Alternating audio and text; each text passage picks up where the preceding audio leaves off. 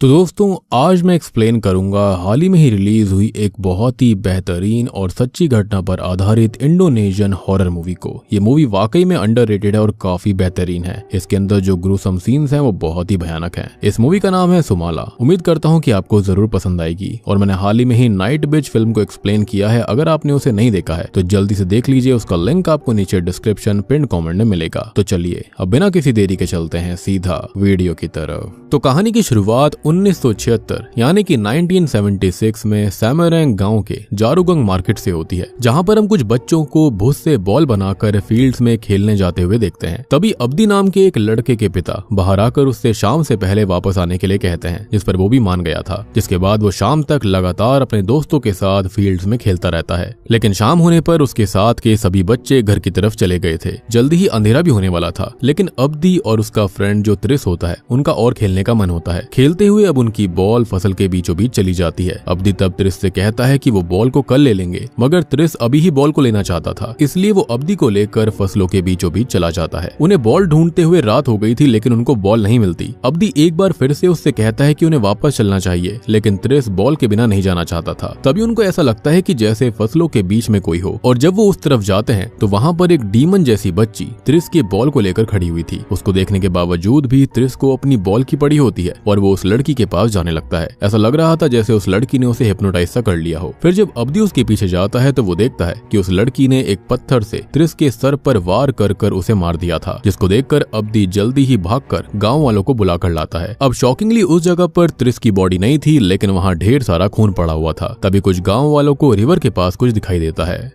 और अब जब वो सभी लोग वहां पर जाते हैं तो उन्हें नदी के पत्थर के ऊपर त्रिस की सड़ी हुई लाश मिलती है, जिसको देखकर सबके पूरी तरह से होश उड़ गए थे। अब अगले दिन त्रिस के पिता को ये लग रहा होता है कि अब्दी उस लड़की के बारे में कहानी बना रहा है, जबकि उसने खुद ही त्रिस को मार दिया होगा, क्योंकि आखिरी टाइम वही उसके साथ था। इसलिए वो अब्दी को सजा देना चाहता था। पर तब अब्दी के पिता उसे गाँव वालों के सामने बचाते हैं। लेकिन इतने में ही वहां पर मिस्टर शाब्दो आ जाते हैं, जिनको अब्दी की बातों पर पूरी तरह से भरोसा था। वो बताते हैं कि त्रिस को असल में सुमाला ने मारा होगा, और इसका मतलब यह है कि अभी भी वो गांव के अंदर मौजूद है। और तभी मिस्टर शाब्दो की बात सुनकर सभी हैरान रह गए थे। अब मिस्टर शाब्दो सुमाला की कहानी बताना शुरू करते हैं। ये बात उस समय से 29 साल पहले यानी कि सन 1947 की है। अब उस समय में हम सैमरंग गांव के सबसे अमीर आदमी सोजीमन और उसके अंकल को देखते हैं। अब सोजीमन की बीवी का नाम लवस्त्री होता है। उनकी शादी को 11 साल बीत गए थे, लेकिन उनकी कोई संतान नहीं होती। इसलिए सोजीमन के अंकल चाहते थे कि वो उसकी जमीन को फैक्ट्री बनाने के लिए बेच दें, जिससे कि उनको अच्छा खासा मुनाफा होगा। उन्होंने अपनी जमीन को भी बेच दिया था। सोजीमान लेकिन इसके लिए मना कर देता है, क्योंकि वो अपनी जमीन को बेचना नहीं चाहता था। उसके खानदान की वो निशानी थी। पर तब उसके अंकल उसको धमकाते हैं, ये कहते हुए कि ये जमीन जो है वो हंगसंग कारा परिवार की है और उनका भी इस जमीन पर हक है। और क्योंकि सोजीमान की खुद की कोई भी संतान नहीं थी, इसलिए जल्दी ही वो उस जमीन को अपने अंडर में करने वाले थे। अब सोजीमान को ये सुनकर बिल्कुल अच्छा नहीं लगता, और जब वो अकेले में अपनी बीवी लवस्त्री से बात करता है तो वो उससे साफ साफ कह देता है कि अगर वो 1 साल के अंदर अंदर उसे कोई बच्चा नहीं दे पाई तो वो दूसरी शादी कर लेगा। लवस्त्री इस बात से काफी ज्यादा परेशान हो जाती है और रोने के लिए बाहर चली जाती है, जहां पर उनके घर के बाहर मौजूद एक शेड में 2 वर्कर्स बात कर रहे थे, जिनकी बातों से लवस्त्री को ग्रैंड माँ तुकीना के बारे में पता चलता है, जो कि किसी भी लेडी को प्रेग्नेंट करवा सकती थी। उनके टोटके नुस्खे काफी खतरनाक थे। अब उनके बारे में जानने के बाद लवस्त्री तुकीना के पास जाने का डिसाइड करती है और अपने ही घर में काम करने वाली एक लेडी आंट सम के साथ तुकीना के घर की तरफ जाने लगती है। तुकीना के घर जाने के लिए नदी को क्रॉस करना पड़ता था, जिसको यान्तो नाम का एक आदमी ही क्रॉस करवाया करता था, और अभी वो लवस्त्री और आंट सम को भी वो रिवर क्रॉस करवा कर तुकीना के घर पर छोड़ देता है। तुकीना के घर के अंदर लवस्त्री अकेले ही गई थी। तब तुकीना उसको साफ बता देती है कि उसकी शक्तियां अलग हैं। वो काले जादू का इस्तेमाल करती है, जो कि उसको डेविल से ही मिलती हैं। तुकीना उसको प्रेग्नेंट तो करवा सकती थी, लेकिन इससे लवस्त्री डेविल के साथ एक शर्त से बंध जाती। उसको ट्विंस लड़कियां पैदा होंगी, जिसके अंदर एक तो इंसान की बेटी होगी जो कि सुंदर और काइंड होगी, लेकिन दूसरी डेविल की बेटी होगी जो कि बदसूरत और खतरनाक होगी। लवस्त्री के सामने शर्त यही थी कि उसे उन दोनों बच्चों को 10 साल होने तक उन्हें बहुत अच्छे से और प्यार से पालना होगा, जिसके बाद उनके 10 साल का होते ही डेविल अपने बच्चे को ले जाएगा और लवस्त्री अपनी बेटी के साथ अच्छे से रह सकती है, जो कि इंसान रहेगी। लेकिन एक चेतावनी ये थी कि लवस्त्री डेविल के बच्चे को कोई भी नुकसान पहुंचाती है तो लवस्त्री के पूरे खानदान के लिए सही नहीं होगा और उनके घर में अभी की तरह ही कुछ भी नहीं बचेगा। लवस्त्री इस बात से डर तो गई थी, पर क्योंकि उसके पास कोई भी रास्ता नहीं होता, इसलिए वो डेविल के के साथ डील करने के लिए मान जाती है। तब तुकीना एक रिचुअल करती है जिसके अंदर वो किसी के खून में कुछ चीजें मिलाकर लश्तरी को पिलाती है। साथ ही साथ वो कुछ चैंटिंग्स भी कर रही थी, जिसके साथ ही अचानक से लश्तरी का शरीर अकड़ने लगता है और उसका जो पेट होता है वो भी कुछ पल के लिए फूल गया था। अब तुकीना का रिचुअल इससे पूरा हो जाता है और वो लश्तरी को बताती है कि वो अब 2 महीने बाद प्रेग्नेंट हो जाएगी और लश्तरी इससे काफी खुश होती है। अब 2 महीने बीत जाते हैं जहाँ पर हम जानते हैं कि लश्तरी वाकई में प्रेग्नेंट हो गई थी, जिसके बारे में जानकर सोजीमान काफी खुश होता है। वो तुरंत ही गाँव वालों को इसके बारे में बता देने के लिए कहता है और गाँव के अंदर पहले ये काफी चीज फेमस हुआ करती थी, जो कि बहुत ज्यादा अमीर लोग हुआ करते, वो पूरे गाँव के अंदर इस चीज को खुशी के तौर पर सुनवा दिया करते थे कि उनके संतान आने वाली है। खैर अब वो लश्तरी के साथ अपने बच्चों का नाम सोचने लगता है और उसने एक बच्ची का नाम सुमाला और दूसरी बच्ची का नाम कुमाला सोचा था, क्योंकि जैसा कि यहाँ पर बताया गया था कि उसे ट्विंस होने वाले थे। जिसके बाद हम सीधे लश्तरी की बेदिंग सेरेमनी को देख पाते हैं और अब वो दिन आ जाता है जब लश्तरी की डिलीवरी होनी थी। तब उसे अपने रूम के सोफे के ऊपर डेविल भी बैठा हुआ दिखाई देता है। अब पहली बच्ची के पैदा होने पर वो बच्ची एकदम शांत थी, जिसको देखकर सम को लग रहा था कि वो खत्म हो चुकी है, लेकिन इस बारे में वो अभी लश्तरी को ना बताकर उसे और पुश करने के लिए कहती है। जिसके बाद एक और बच्ची पैदा होती है जो कि दिखने में काफी डरावनी थी और डिफॉर्म भी लग रही थी। उसके रोने की आवाज सुनकर सोजेमान अंदर आता है और सबसे पहले तो वो अपनी मृत बच्ची को देखता है, जिसको देखकर वो काफी परेशान हो गया था। पर अब जब वो अपनी जिंदा बच्चे के पास जाता है तो उसको देखकर वो और ज्यादा गुस्से में आ गया था, क्योंकि वो दूसरी बच्ची डिफॉर्म पैदा हुई थी, यानी कि वो डेविल की बच्ची थी। ये देखकर वो तुरंत ही बाहर से एक बड़ा सा डैगर लेकर आता है और उस डिफॉर्म्ड बच्ची को जान से मारने लगता है। लश्तरी उसको रोकने की भी कोशिश करती है, क्योंकि वो जानती थी कि उसने डेविल के साथ डील करी थी, लेकिन सोजेमान को डेविल की डील के बारे में कुछ पता ही नहीं था और वो उसे जान से मार डालता है। लेकिन तभी अचानक से वो दूसरी बच्ची जो कि अब तक शांत थी, वो अचानक से रोना चालू कर देती है। अब सोजेमान इस चीज से काफी खुश हो गया था और वो सुकीर से इस बारे में गांव वालों को बताने के लिए कहता है। जिसके साथ ही अब कहानी 3 साल आगे यानी कि 1950 में आती है, जहां पर हम देखते हैं कि वो जो बच्ची जिंदा बच गई थी उसका नाम असल में कुमाला रखा गया था, लेकिन वो लेफ्ट साइड से डिसेबल्ड होती है। इवन 3 साल की होने के बावजूद भी वो सही से नहीं बोलती थी। सोजेमान और लश्तरी इस बात से परेशान रहा करते। उस वक्त हम सोजेमान के कुछ रिश्तेदारों को उसके घर पर बैठा देखते हैं। उन लोगों की बातों से हमको पता चलता है कि सोजेमान भी बचपन में डिफॉर्म पैदा हुआ था, जिस वजह से वो भी सही से नहीं चल पाता था। तब मिसेस दार्मी नाम की एक लेडी ने उसकी मसाज करी थी और वो सही हो गया, लेकिन कुमाला को वो लोग पहले ही उनके पास ले जा चुके थे, लेकिन उनकी मसाज का भी उसके ऊपर कोई फर्क नहीं पड़ा। लश्तरी ये सब बातें सुन रही होती है और अब कुछ दिनों बाद जब कुमाला साइकिल से खेल रही होती है तो लश्तरी उसे खेलने से मना करती है, तो कुमाला उसके ऊपर चिल्लाने लगती है, जो कि सोजीमान भी देख रहा था। कुमाला अब अपने रूम में जाकर अपने सर को बिस्तर पर पटकने लगती है, जिसको देखकर सोजेमान को लगता है कि कुमाला पागल है, इसलिए अब वो उसको घसीटते हुए उसी शेड टाइप जगह में लेकर जाता है और वहीं पर बांधकर छोड़ देता है। फिर अब कहानी यहाँ से 1955 में आती है, जहाँ पर कुमाला के साथ उसके डिसेबल्ड होने की वजह से वो सही से उससे बर्ताव नहीं करता था। इनफैक्ट कोई भी उससे सही से बर्ताव नहीं किया करता, उसको शेड में ही बांध कर रखा जाता था। और अगर आपको डेविल के साथ करी गई डील याद होगी तो दोनों ही बच्चियों को काफी लाड से दुलार से पालना था, लेकिन यहाँ पर तो सोजेमान ने डेविल की बच्ची को स्टार्टिंग में ही मार दिया और कुमाला के साथ भी अच्छा बर्ताव नहीं किया जाता था।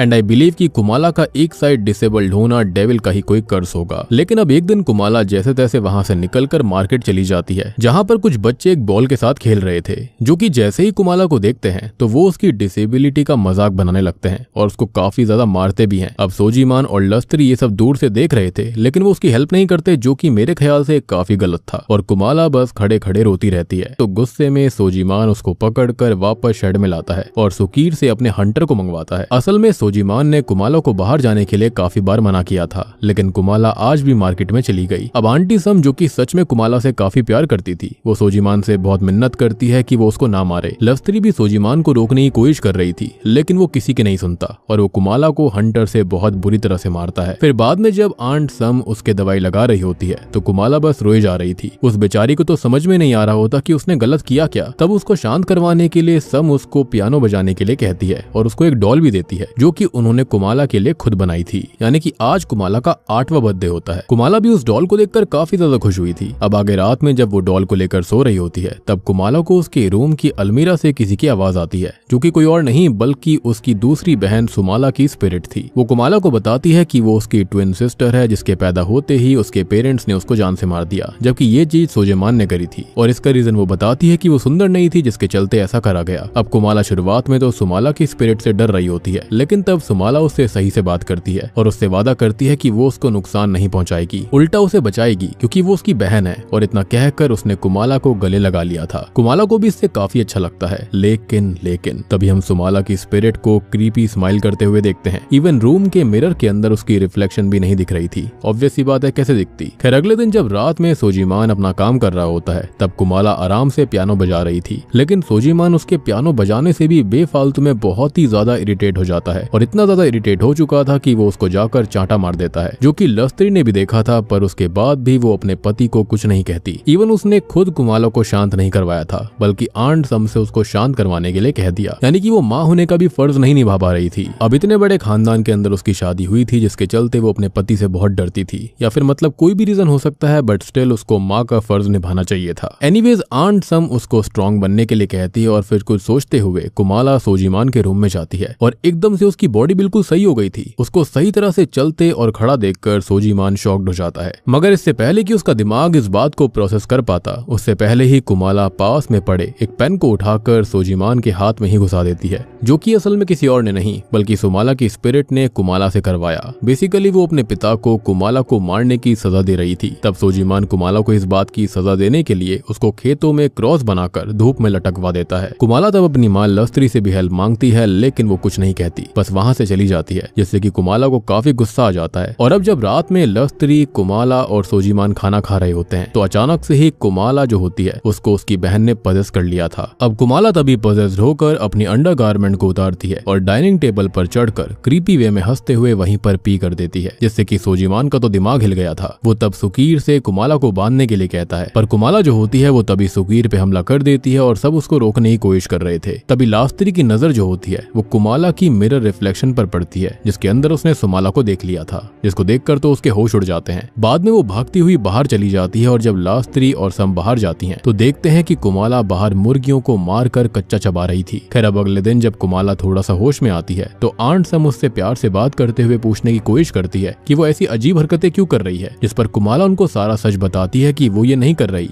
ये सब असल में सुमाला की स्पिरिट कर रही है जो कि उनके साथ मौजूद है। और लास्त्री जो होती है उसने बाहर से ये सारी बातें सुन ली थी और उसको समझ आ चुका था कि उसने डील को तोड़कर बहुत बड़ी गलती करी है। वो बस अब अपनी बर्बादी से बचना चाहती थी, इसलिए वो जल्दी में तुकीना से मिलने के लिए जाने लगती है। अब जो आंट सम होती है उसने भी उसको जाते हुए देख लिया था, इसलिए वो अपने बेटे शाब्दो से कुछ देर के लिए कुमाला का ध्यान रखने के लिए कहती है और लस्त्री के पास जाने लगती है। शाब्दो असल में सम का ही बेटा था, जो कि अभी 1976 के अंदर गांव वालों को इस कहानी के बारे में बता रहा था। खैर वो यहाँ पर कैसे पहुंचा, क्या हुआ था, इसके बारे में भी हमको आगे जरूर पता चलेगा। Anyways coming back to the story now, तो यहाँ पर जो लस्त्री होती है वो सीधा यान्तो के पास चली जाती है। यान्तो उनको ये बताता है कि तुकीना तो पिछले महीने ही मारी जा चुकी है, जिसको सुनकर लस्त्री और ज्यादा परेशान हो गई थी, क्योंकि तुकीना के अलावा कोई भी नहीं था जो कि उसकी हेल्प कर सकता था। इसलिए अब वो परेशान होते हुए सम को भी बता देती है कि उसने प्रेग्नेंट होने के लिए डेविल के साथ डील करी थी, यानी कि आज तक उसने इस बारे में किसी को बताया ही नहीं था। अब सम भी ये जानकर काफी डर जाती है, जिसके साथ कहानी अब 1 साल और आगे बढ़ती है, यानी कि 1956 में, जहाँ पर अब कुमाला के साथ और भी बुरा सलूक होने लग गया था। अभी भी सुकीर उसको पकड़कर शेड में लेकर जाता है और उसको चेन से बांधकर शांत रहने के लिए कहता है। इनफैक्ट उसने बाहर से भी ताला मार दिया था। सम अभी भी सोजीमान से ऐसा करने से मना कर रही थी, लेकिन सोजीमान के हिसाब से कुमाला दिन प्रतिदिन वाइल्ड होती जा रही है और इसलिए वो उसको खोलने से साफ इनकार कर देता है। तभी हम सम को देखते हैं जो कि शेड के बाहर से ही कुमाला से बात करती थी। वो उससे ये कहती है कि वो बेशक से कैसी भी क्यों ना हो जाए, वो हमेशा उसको प्यार करेगी। और कुमाला के पास भी बस समी थी जो कि उसके अंदर हिम्मत बांधकर रखा करती।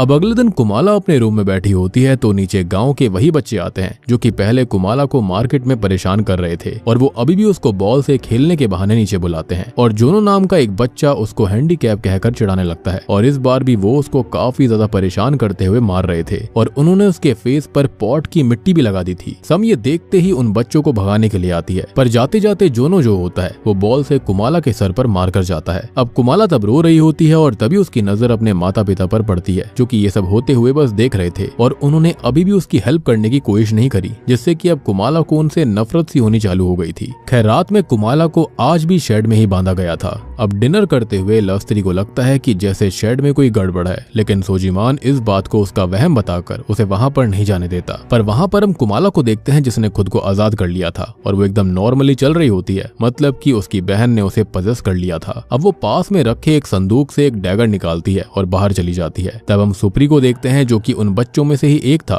जिन्होंने कुमाला को मारा था। वो सोजीमान के घर के पास वाले कुएं से पानी लेने आया था। तभी उसको उसको झाड़ियों में से किसी की आवाज आने लगती है और झाड़ियों में से उसके सामने कुमाला आती है, जिसके पीछे सुमाला भी खड़ी हुई थी, यानी कि उसकी स्पिरिट। उसको इस तरह से देखकर सुपरी काफी डर गया था, लेकिन वो वहां से भाग पाता उससे पहले ही कुमाला उसको पकड़कर उसकी पीठ को खंजर से बुरी तरह चीर देती है और बाद में उसके सर पर उस डैगर से वार करती है। अब आगे हम सुक्रो और कार्यो को भी देख पाते हैं, जो कि उन्हीं बच्चों में से एक थे जो कि उसको तंग करा करते। उनके पास भी कुमाला जाकर पहले तो उनको बहुत हॉन्ट करती है और बाद में उन्हें भी बेरहमी के साथ मार डालती है। अब अगली सुबह सारे गांव वाले गांव में से गायब हुए बच्चों को ढूंढने की कोशिश कर रहे होते हैं, लेकिन किसी को ना तो कोई बच्चा मिलता है ना ही उनकी लाश, और इसलिए वो अगले दिन दूसरे गांव में जाकर देखने का डिसाइड करते हैं। और तब तक के लिए सभी बच्चों को सूरज ढलने के बाद घर से निकलने से मना कर दिया गया था। अब इस बारे में जोनो और उसके बाकी साथी भी बात कर रहे होते हैं। उन्हें लग रहा था कि शायद सुक्रो, कार्यो और सुप्री प्रैंक कर रहे हैं, इसलिए वो 3 दिन से बस बॉल लेकर गायब हैं। उस समय वो लोग एक घर में अकेले ही बैठे हुए थे, तभी घर के बाहर कुमाला एक बॉल लेकर आती है और उसे दरवाजे के पास छोड़ देती है उन्हें मॉक करने के लिए। अब जोनो और बाकी सब उसको फिर से परेशान करना चाहते थे, लेकिन जब वो बाहर जाकर उसको परेशान करने के बारे में सोचते हैं तब एक बच्चा उसके हाथ में उसी डैगर को नोटिस करता है, लेकिन कोई उस बारे में ज्यादा नहीं सोचता और वो लोग कुमाला की तरफ बढ़ने लगते हैं। लेकिन हम जानते हैं कि कुमाला पॉजेस्ड हालत में पहले से ही उन लोगों से रिवेंज लेने के लिए तैयार थी। अब वो गुस्से में आकर उनके ऊपर हमला कर देती है और एक एक करके सभी बच्चों को बहुत ही बेरहमी के साथ मार डालती है। फिर अगले दिन जब गांव में सब बाकी बच्चों को भी ढूंढ रहे होते हैं, तब सबसे पहले तो उन्हें सुक्रो और कार्यो की लाश पत्तों के बीच में मिलती है, जिसके पास कुमाला की वही डॉल पड़ी हुई थी जो कि उसको आंट सम ने बनाकर दी थी। वहीं सम भी आज जब कुएं से पानी निकाल रही होती है तो वो पानी के अंदर खून को देखकर डर जाती है। फिर जब सुकीर वहां पर आकर चेक करता है तो उन्हें भी वहां पर सुप्री की लाश मिल गई थी, जिसको देखकर सोजीमान बहुत ही ज्यादा शॉक्ड रह जाता है। वहीं गांव वालों को अब बाकी बच्चों की लाश खेतों में मौजूद एक डंडे के पास मिलती है, जिसके चारों तरफ 4 बच्चों की लाश थी और उनकी मुंडी को एक के ऊपर एक करके उस डंडे में मोतियों की तरह पिराया गया था। सभी गांव वाले इस खौफनाक मंजर को बिल्कुल सहम चुके थे, पर क्योंकि उन्हें बच्चों की लाश के पास कुमाला की डॉल मिली थी, इसलिए उनको लगता है कि ये सब असल में सोजीमान ने करा है। वो इस बारे में बात करने के लिए उसके घर भी जाते हैं, लेकिन सोजीमान अमीर आदमी था, वो उनको समझाते हुए उनसे पहले सबूत मांगता है।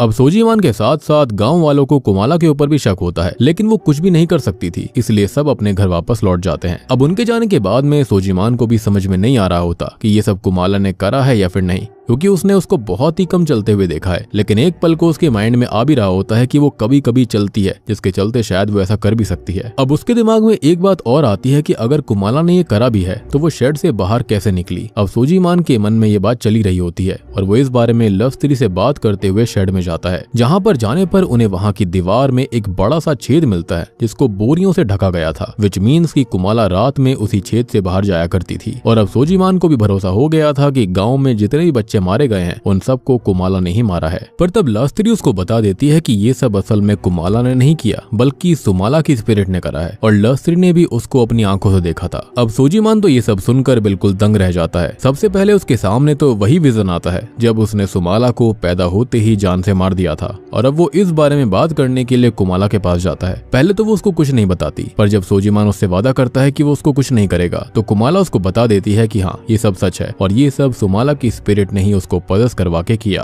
वो कहती है कि उसने उसे काफी रोकने की कोशिश करी थी, लेकिन वो नहीं मानी। अब कुमाला अपने पिता को बताती है कि सुमाला की स्पिरिट ने उससे वादा किया है कि वो उन इंसानों को जिंदा नहीं छोड़ने वाली जो कि उसको परेशान करते हैं। और सोजीमान ये बात सुनकर कुछ सोचते हुए जल्दी से नीचे जाता है। नीचे जाकर वो सुकीर से कुमाला को शेड के अंदर शक्ल करने के लिए कहता है, यानी कि उसको और ज्यादा टाइटली बांधने के लिए कहता है, और वो खुद मिस्टर कुसनो के पास जाने लगता है, जो कि असल में काइंड ऑफ शेमन थे, जो कि कुमाला को सुमाला से अलग करने में हेल्प कर सकते थे। अब सुकीर ने कुमाला को बांध दिया था और कुमाला अभी रो रही होती है और उसको समझ में नहीं आ रहा होता कि ये सब हो क्या रहा है। तब आंट सम उसके पास आकर उसे शांत करवाती है, उसको संभालती है। अब रात में कुमाला का 9वां बर्थडे भी था और वो आंट सम से इस बार गिफ्ट में यही चाहती थी कि वो उसे छोड़कर चली जाए, क्योंकि कुमाला को सुमाला ने बता दिया था कि वो 12 बजते ही उसको पॉजेस कर लेगी और अपनी मौत का बदला लेगी। ऐसे में कुमाला नहीं चाहती थी कि वो पॉजेस होकर आंट सम को भी नुकसान पहुंचाए। अब सम जो होती है वो वैसे तो उसे छोड़कर नहीं जाना चाहती थी, पर वो कुमाला की जिद मदद करने पर मान जाती है और तुरंत ही अपने बेटे शाब्दो को वहां से लेकर निकल जाती है। शाब्दो उनसे जानने की भी कोशिश कर रहा था कि वो सोजीमान के यहाँ पर काम को क्यों छोड़कर जा रहे हैं, लेकिन अभी सम शाब्दो को कुछ नहीं बताती। और अब थोड़ी देर के बाद में सुकीर कुमाला को खाना देने के लिए शेड में आता है, लेकिन कुमाला को वो खाना अच्छा नहीं लग रहा था। सुकीर तब उससे सही से बात भी नहीं करता, इसलिए कुमाला उसके सामने ही एक कॉकरोच को पकड़कर उसको खाने लगती है, जो कि उसको वाकई में अच्छा लग रहा होता है, जिससे कि थोड़ा घिन महसूस करते हुए सुकीर वहां से चला जाता है। वहीं सोजीमान भी अब कुसनो के पास पहुंच गया था, जिसको अब वो सारी बात बताता है और कुसनो अपने पास में ही पड़े हुए पॉट के ऊपर कुछ चैंटिंग्स करता है और उस पॉट में तुकीना के द्वारा करे गए रिचुअल के बारे में पता चल जाता है। साथ ही साथ उसे डेविल के साथ करी गई डील के बारे में जानकारी मिल गई थी। और जब सोजीमान उससे अब कुमाला को बचाने और सब कुछ सही करने के बारे में पूछता है तो कुसनो की आंखें अचानक सफेद हो जाती हैं। वो बताता है कि डेविल अपने बच्चे के मारे जाने की वजह से काफी ज्यादा गुस्से में है, यानी कि सुमाला की मौत की वजह से, और आज रात में सुमाला हमेशा के लिए कुमाला को अपने वश में कर लेगी। जिसके बाद जैसे ही वो सही होता है वैसे ही वो सोजीमान को अपना एक डैगर देता है,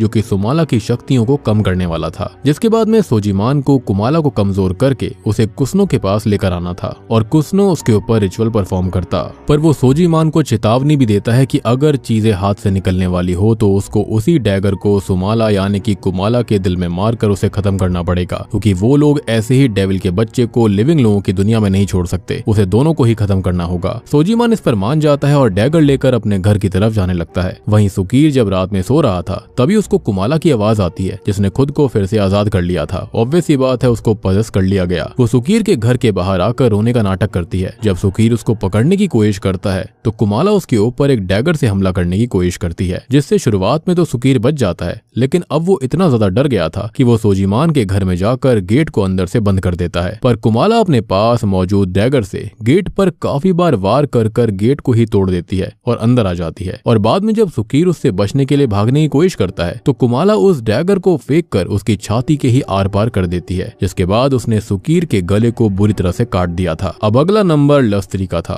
वो अभी अपने रूम में आराम से सो रही थी कि तभी उसको कुमाला के पियानो बजाने की आवाज आती है, इसलिए वो पियानो वाले रूम की तरफ जाने लगती है। फिर जब लस्त्री वहां पर पहुंचती है तो कुमाला उसकी तरफ भी क्रीपी स्माइल करते हुए बढ़ने लगती है, और क्योंकि वो उसको भी जान से मारना चाहती थी, रिफ्लेक्शन में लस्त्री को दिख चुका था कि कुमाला से ये सब सुमाला करवा रही है, इसलिए लस्त्री काफी डर जाती है। अब वो प्यार से बात करते हुए कुमाला को शांत करने की कोशिश करती है, लेकिन जब कुमाला उसकी बात नहीं सुनती तो लस्त्री भागते हुए दूसरे रूम की तरफ जाने लगती है। तब रास्ते में उसे सुकीर की लाश भी दिखाई देती है और वो समझ गई थी कि उसका अंत भी नजदीक है, जिससे कि वो बहुत डर जाती है। अब लस्त्री जल्दी से एक रूम में जाकर उसके सामने एक बड़े से टेबल को रख देती है ताकि कुमाला उसे खोल ना पाए, यानी कि पजेस्ड हुई कुमाला। पर कुमाला गेट पर पहले तो डैगर से वार करती है और जब गेट कमजोर हो जाता है तब वो धक्का देकर उस गेट को तोड़ देती है। अब यहाँ पर आप सोच रहे होंगे कि इतनी छोटी बच्ची ऐसा कैसे कर रही थी। भाई साहब, वो डेविल के बच्चे से पजेस हो रखी है। अब सुमाला कुमाला की बॉडी में किसी भी हाल में अपनी मौत का बदला लेना चाहती थी। अब लस्त्री उसको समझाने की कोशिश करती है कि उसने कुछ भी नहीं करा है और सिचुएशन उसके हाथ में नहीं थी। इवन लस्त्री कुमाला को भी बचाने की कोशिश कर रही थी, पर वो डर की वजह से सोजीमान से कुछ नहीं कह पाती थी। ये सब जानने के बाद भी सुमाला पर लस्त्री की बातों का कोई भी असर नहीं हो रहा था। उसका मानना था कि लस्त्री शांत रहकर बस खुद को बचाने की कोशिश कर रही थी, और ये कहते हुए वो लस्त्री के पैर पर बहुत बुरी तरह से स्टैब करती है और अब वो उसको जान से मारने वाली थी। अब लस्त्री कहीं ना कहीं समझ तो गई थी कि उसने कितना गलत करा है, और वो इस बात को भी जानती थी कि ये उसका आखिरी समय है, इसलिए वो सुमाला से आखिरी टाइम विश करती है कि वो लस्त्री को कुमाला से बात करने दे। सुमाला भी इस पर मान जाती है और बॉडी का कंट्रोल कुमाला को दे देती है। लस्त्री ने अब कुमाला से माफी मांगना चालू कर दिया था, क्योंकि वो एक अच्छी मां नहीं बन पाई। कुमाला को भी लस्त्री की हालत देखकर अच्छा नहीं लग रहा होता। उसने तो लस्त्री को अपनी तरफ से माफ कर दिया था, लेकिन सुमाला अपनी माँ को माफ नहीं करती और कुमाला की बॉडी पर कंट्रोल लेकर पहले तो लस्त्री के हाथ काटने के बाद वो उसको स्टैब करके जान से मार डालती है। जिसके थोड़ी देर के बाद में सोजीमान भी घर में पहुंच गया था। वो सीढ़ियों के नीचे पहले तो सुकीर की लाश को देखता है और ऊपर जाने के बाद लस्त्री की। अब लस्त्री की मौत के बाद वो पूरी तरह से टूट चुका था, क्योंकि सुमाला को जान से मारना और कुमाला के साथ गलत व्यवहार करना वो सब उसकी गलती थी, और अब वो किसी भी हाल में उस गलती को सुधारना चाहता था। तभी वो रूम के अंदर रखी हुई रॉकिंग चेयर को देखता है जहाँ पर कुमाला बैठी हुई थी, जिसको सुमाला झुला रही थी। जिसके बाद सुमाला कुमाला की बॉडी के अंदर जाकर सोजीमान की तरफ बढ़ने लगती है और उसे काफी बुरी तरह से घायल भी कर देती है। पर अभी जैसे तैसे सोजीमान घर से भागकर गांव में जाने में सफल हो गया था, जहां पर वो तुरंत ही इमरजेंसी वाले नगाड़े बजाता है और जल्दी से गांव वालों को बुलाकर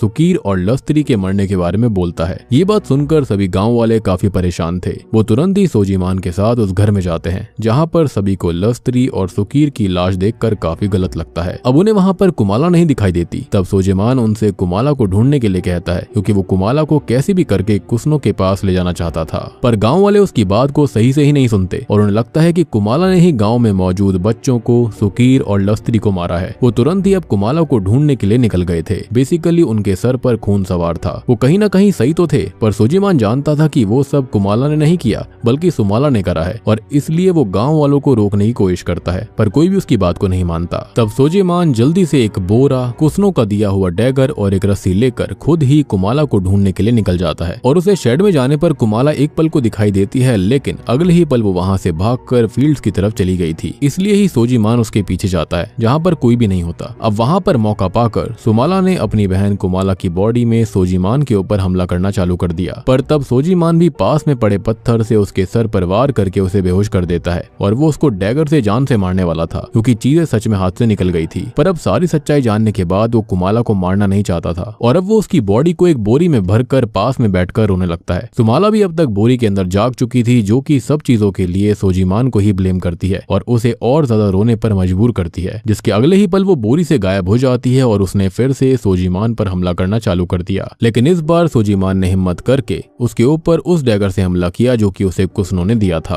अब इससे होता यह है कि सुमाला की हालत खराब होने लगती है, लेकिन तभी हम देखते हैं कि सुमाला वापस से जिंदा हो जाती है और सोजीमान को बताती है कि जब से वो कुमाला की बॉडी में आई है तब से कुमाला की बॉडी में काफी चेंजेस आए हैं, जैसे कि उसके दांत हटकर उसके फैंग्स आ चुके हैं और उसके बाल भी गायब हो गए हैं। इवन उसका दिल भी उल्टी साइड से हटकर राइट में शिफ्ट हो चुका है। मतलब कि सोजीमान ने गलत जगह पर हमला किया था और उसे सुमाला ने ट्रिक करा। अब सुमाला पहले तो डैगर से सोजीमान का पेट काट देती है, जिससे कि उसकी सारी अंतड़ियां बाहर आ गई थी, और बाद में वो 2 लकड़ी के पीसीस को उठाकर उन्हें सोजीमान की आंख में डाल देती है, जिससे कि मौके पर ही सोजीमान की मौत हो गई थी। फिर अगले दिन सभी गाँव वालों को सोजीमान की बॉडी फील्ड में वैसे ही क्रॉस पर लटकी हुई मिलती है, जैसे कि सोजीमान कुमाला को सजा देने के लिए टांगा करता था। इवन कुमाला ने कुसनो को भी सजा देने के लिए उसको उसके ही डैगर से बुरी तरह से मार दिया, यानी कि डेविल चाइल्ड ने अपना बदला लिया। अब इसके साथ ही सीन वापस से प्रेजेंट टाइम में आता है, जहां पर शाब्दो अपनी कहानी को ये बताकर खत्म करता है कि तब से ही माना जाता है कि सुमाला यानी कि डेविल्स चाइल्ड उस गांव के अंदर है, और इसलिए किसी भी बच्चे को रात के समय में बाहर नहीं निकलने देना चाहिए। इसलिए शुरुआत के अंदर अब्दी और उसके दोस्तों को कहा गया था कि वो जल्दी वहां से आ जाए, रात का इंतजार ना करे। ये जानकर सभी गाँव वाले अपने अपने घर से सुमाला के लिए ऑफरिंग रखते हैं ताकि वो उनको नुकसान ना पहुंचाए। पर रात में हम देख पाते हैं कि त्रिस के पिता ने सच्चाई जानने के बावजूद भी ऑफरिंग को नहीं रखा था, क्योंकि अभी भी उसको यही लग रहा होता है कि त्रिस को सुमाला ने नहीं बल्कि अब्दी ने मारा है। पर अब जब वो रात में अपने घर के बाहर आता है तो उसके सामने उसको सुमाला दिखाई देती है, जो कि एक आदमी की म्यूटिलेटेड बॉडी खा रही थी। जिसके साथ ही हमको एक नोट दिखाया जाता है कि ये कहानी सच्ची घटना पर आधारित है, और सेंट्रल हवा के पास में ही एक गाँव सेमेरंग है, जहाँ पर आज भी सुमाला यानी कि डेविल्स चाइल्ड रहती है, जिसकी वजह से बच्चों को अंधेरा होने के बाद भी घर से बाहर निकलने नहीं दिया जाता। और बूम, इसी के साथ में सुमाला मूवी यहीं पर खत्म हो जाती है। तो दोस्तों, ये थी सुमाला फिल्म की डिटेल्ड एक्सप्लेनेशन, जो कि रियल स्टोरी पर आधारित है। उम्मीद करता हूं कि आपको ये कहानी पसंद आई होगी। यहाँ पर समझाने जैसा कुछ भी नहीं है, सारी की सारी डिटेल्स मैंने आपको पहले ही बता दी हैं। लेकिन अगर आपका फिर भी कोई डाउट है तो आप कॉमेंट सेक्शन में पूछ सकते हो। तो उम्मीद करता हूँ कि वीडियो अच्छी लगी होगी। अच्छी लगी है तो वीडियो को लाइक कर दीजिए, चैनल के ऊपर नए हो तो सब्सक्राइब कर लीजिए, और जल्दी से नाइट बिच मूवी को देख लीजिए अगर आपने उसे नहीं देखा है। काफी इंटरेस्टिंग मूवी है, उसका लिंक आपको नीचे डिस्क्रिप्शन में, पिन कमेंट दोनों में मिलेगा। तो मैं आप सबको मिलता हूँ अगली वीडियो के साथ में, तब तक के लिए